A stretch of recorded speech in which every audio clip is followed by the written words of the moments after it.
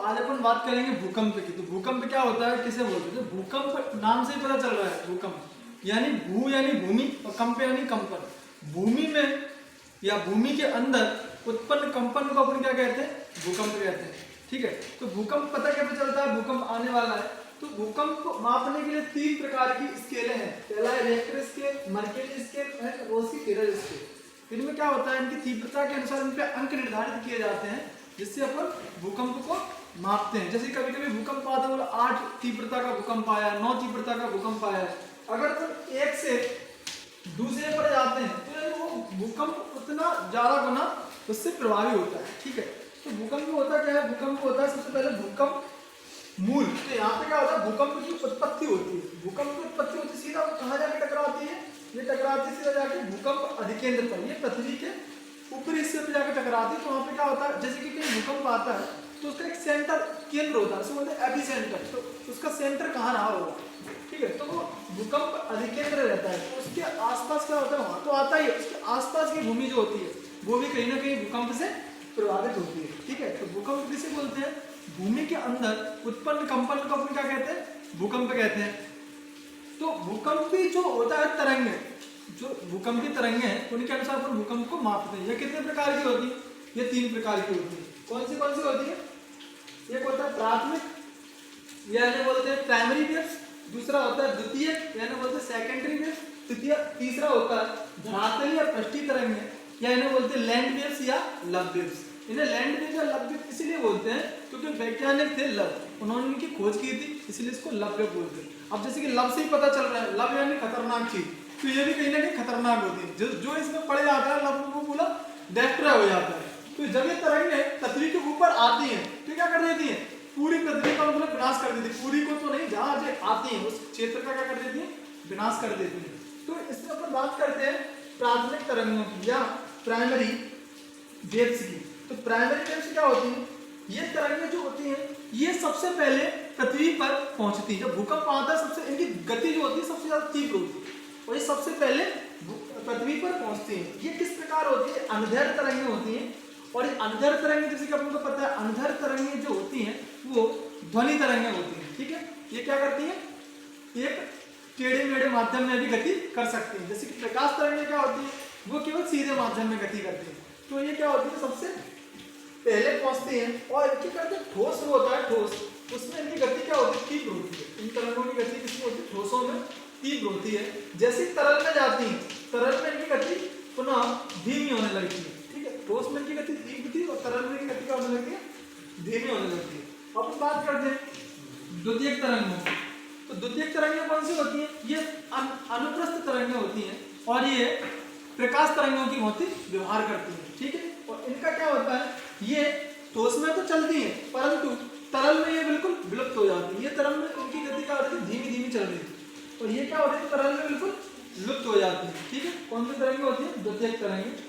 और अगली आती है तुम्हारी धरातली या पृष्ठीय तरंगें। ये सर्वाधिक विनाशकारी होती है, इनकी गति काफी मंद होती है। जब भूकंप आता है तो ये पृथ्वी के केंद्र यानी पृथ्वी पर सबसे बाद में पहुंचती है, सबसे बाद में पहुंचती है और सबसे विनाश करके जाती है। ये इन्हें पृष्ठीय तरंगें बोलते हैं। ये मुख्यतः किस प्रकार से होती है? तुमने कभी पानी में देखा होगा, पानी में हम पत्थर फेंकते हैं तो इस तरह से वो पूरे किनारों पर जाता है, क्योंकि चलने का जो तरीका है वो फैलती हुई जाती है, इसीलिए ज्यादा एरिया कवर करती है और भूमि के अत्यधिक भाग पर ये विनाश करती है। ठीक है, तो भूकंपीय तरंगें कितनी थी? 3 थी, प्राइमरी, सेकेंडरी एंड टर्सरी, या इन्हें लब वेव्स भी बोल रहे थे। अब हम बात करते हैं भूकंप मूल की गहराई के आधार पर भूकंपों का वर्गीकरण। तो भूकंप मूल, जैसे मैंने बताया था, भूकंप रहता है, भूकंप मूल होता है, ऊपर अधिकेंद्र होता है। अब इसकी गहराई के अनुसार क्या होता है? उसका वर्गीकरण रहता है। जो सामान्य भूकंप आते हैं उनकी जो गहराई होती है वो 0 से 50, यानी पृथ्वी है तो सामान्य भूकंप होंगे वो 50 किलोमीटर की गहराई तक अपन को देखने को मिलेंगे, इस एरिया तक अपन को देखने को मिलेंगे। उसके बाद आते हैं मध्यवर्ती भूकंप, वो लगभग अपन को 50 से 250 किलोमीटर की गहराई तक देखने को मिलता है। तीसरे वाले होते हैं बुद्ध में देखेंगे पाताल तक पहुंच जाते हैं और अत्यधिक गहरे होते हैं या गहरे होते हैं। ये मिलेंगे तुम्हें 250 से 700 किलोमीटर की गहराई तक। ठीक है, गहराई के अनुसार कितने थे, यानी वो पहले थे जैसे सामान्य अपन बोल रहे थे, दूसरा था मध्यवर्ती, तीसरा कौन सा था तुम्हारा, वो था तुम्हारा गहरे या पाताली भूकंप। इनका 50 किलोमीटर, दूसरा 250, तीसरा 750 किलोमीटर। ठीक है, अब आता है भूकंप का वैश्विक वितरण। ठीक है, मैं एक चीज बताना भूलेगा, जो होता है भूकंप, भूकंप को किस यंत्र से मापते हैं, वो तो स्केल है, रिएक्टर स्केल वगैरह। तो भूकंप मापने का यंत्र है तुम्हारा सीस्मोग्राफ। ये तुम्हारा पीएससी में प्रश्न आया है, भूकंप को किस यंत्र से मापते हैं, पीएससी प्री में आया है क्वेश्चन तुम्हारा। तो कौन सा यंत्र है वो, सीस्मोग्राफ है। अब आता है भूकंप का वैश्विक वितरण। तो भूकंप को वैश्विक स्थान पर मापने के लिए 4 बड़े स्थान या 4 बड़ी पेटियां हैं।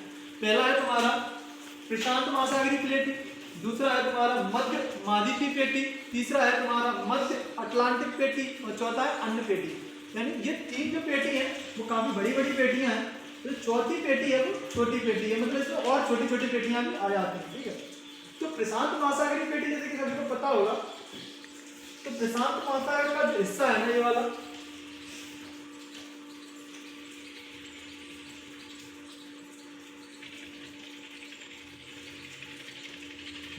ये जो एरिया है ना, ये वाला, ये प्रशांत महासागर।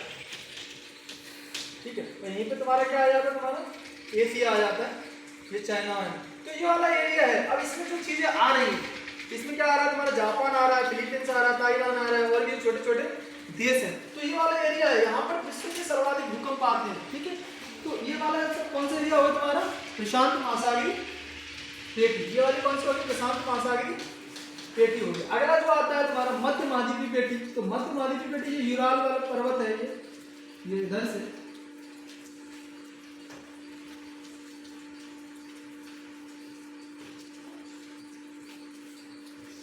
अब इसमें यूराल मिलेगा, काकेशस मिलेगा, हिमालय मिलेगा। ये सब पेटियां जो है यहाँ पर तुम्हें देखने को मिल रही है। ये वाली कौन सी है, मध्य महाद्वीपीय